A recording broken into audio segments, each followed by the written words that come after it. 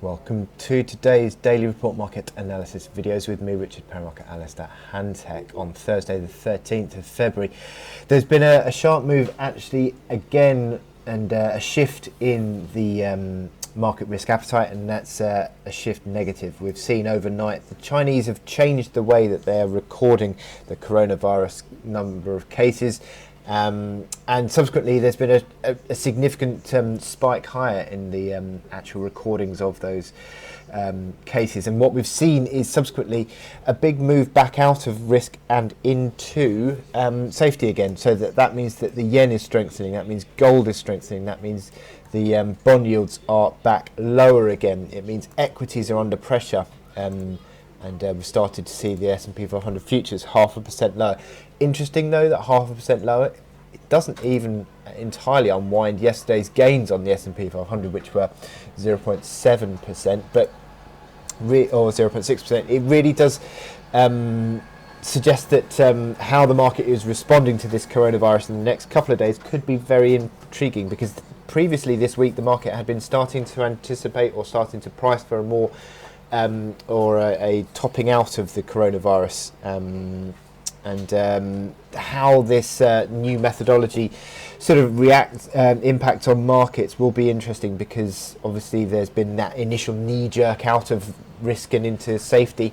Will that last? Will that continue? Because is it just a shock to the system, or is it actually a real sort of shot across the bows in terms of how the market is actually not pricing this coronavirus properly at all, and they need to be far more risk averse given the potential implications of it.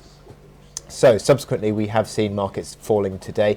Is that fall going to continue is the question.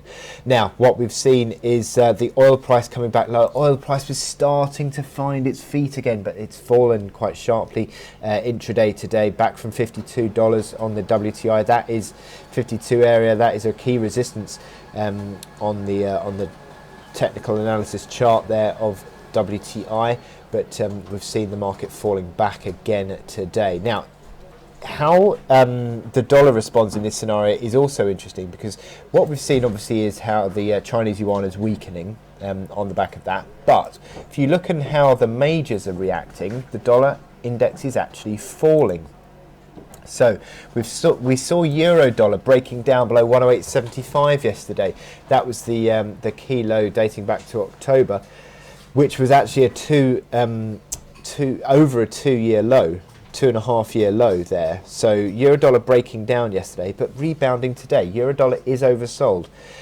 Sterling dollar has been starting to edge higher in recent days. How that recovery is starting to take hold.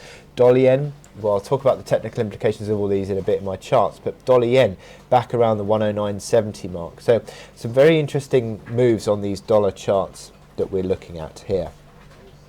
Okay, so in terms of data points today, looking away from coronavirus, we've got the US inflation stats to really get our teeth around, and into the data at 1:30, we're looking for a slight increase in the headline inflation to 2.4%, but a slight decrease in core inflation, core CPI, back to 2.2%.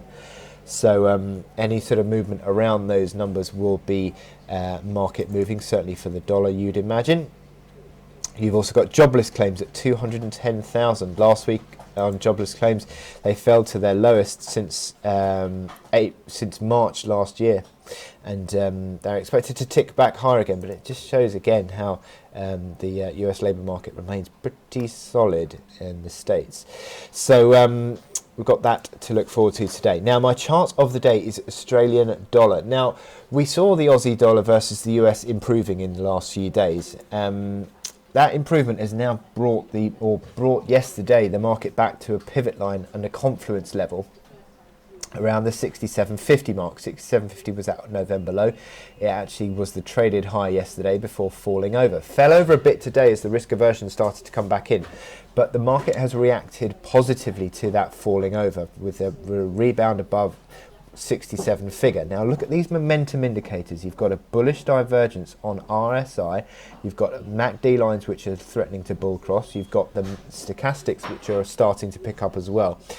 is this the moment that we start to see the Aussie dollar starting to really sustainably turn around? If the Aussie can withstand the selling pressure from this renewed flood out of risk and into safety, if it can survive that selling pressure, then we could start to see a really decent recovery building. Now 67.50 is clearly yesterday's high and resistance, and it also comes in basically where that downtrend of the past 5 or 6 weeks also comes in. So that is a key level to watch out for.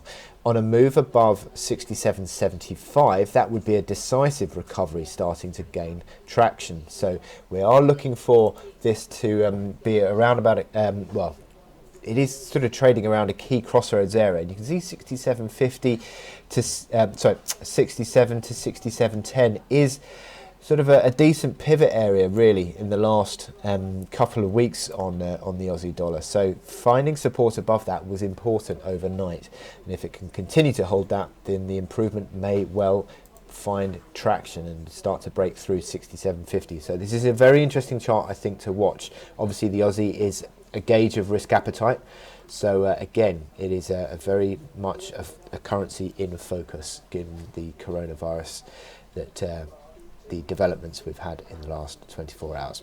So I wish you good luck in your trading today. Wish you good luck in your trading today, and you can click here to subscribe to our analysis videos and go to our website to sign up for our webinars.